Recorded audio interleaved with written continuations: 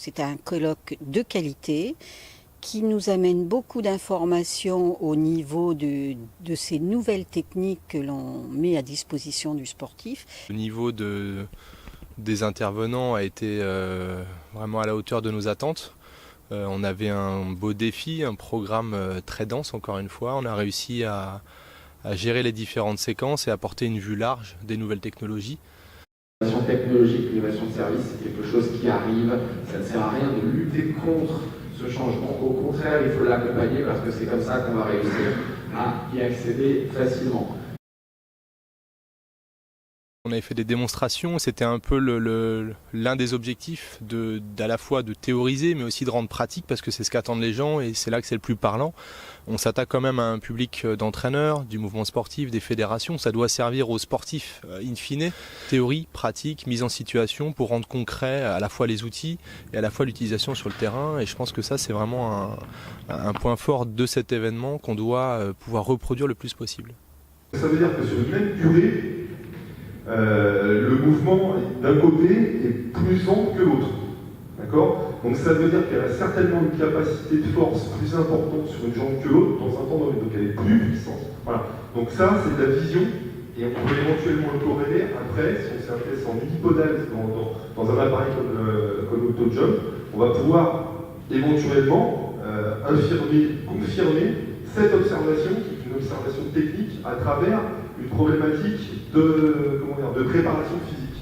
Je pense que c'est une thématique qui pourra revenir ou qui devra être prolongée parce que ça va vraiment très très vite, quoi. On s'en est rendu compte sur chaque intervention, à la fois beaucoup d'applications et puis derrière je dirais des moyens de les utiliser qui sont divers et variés. Donc c'est très très très très vaste et très passionnant aussi. Point de vue nutritionnel, on avait un panel d'informations qui sont très intéressantes pour les sportifs de haut niveau, mais aussi pour le sport santé, sur lequel on défend justement cette mouvance et qui est nécessaire pour arriver à un top niveau. Tout à fait, c'est vrai que j'ai pu bénéficier avec Olivier non seulement de l'AutoJump, les cellules m'aident aussi beaucoup à apprendre, à travailler sur ma motricité, mon schéma de course. Et je vais bientôt recevoir aussi un nouveau produit qui sont des semelles connectées, qui sont en 3D, qui vont me permettre justement de détecter ma fatigue, de détecter les blessures. Et c'est un projet sur lequel j'ai travaillé avec mon partenaire ZAMS, qui fait des orthèses articulaires. Et Run Profiler, qui est une application qui vient de sortir, va justement m'aider encore à optimiser ma performance. Et je vais vous le présenter sur ma page Facebook prochainement, parce que je vais le tester à l'entraînement. Et c'est encore un nouvel outil qui va me permettre d'être performant. Et vous avez des programmes de soins, de relaxation et de renforcement. Donc là, on va choisir par exemple, imaginons que j'ai mal au genou, si je vais m'en soigner, je clique en bas sur Go et je vais avoir antidouleur 11, ce qui signifie que j'ai 11 programmes d'antidouleur. Ça permet à l'entraîneur de se poser des nouvelles questions, s'approprier une thématique. On a fait la préparation physique, la préparation mentale, là on a parlé de nouvelles technologies.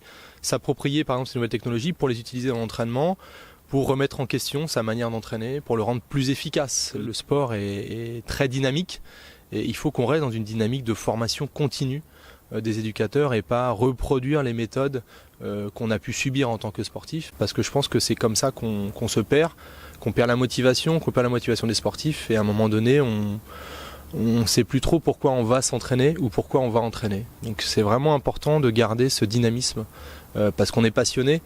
Mais cette passion elle doit être alimentée par un certain nombre d'ouvertures d'esprit que l'entraîneur n'a pas toujours. Il est dans sa salle d'entraînement et de temps en temps il faut qu'il se pose pour prendre du recul. Et on veut juste provoquer cette prise de recul pour que l'entraîneur se pose des nouvelles questions et modifie peut-être son approche quotidienne dans la salle d'entraînement. Voilà, il y a encore plein de choses à apprendre, à connaître. Mais ce matin, je pense que c'était une journée riche en informations.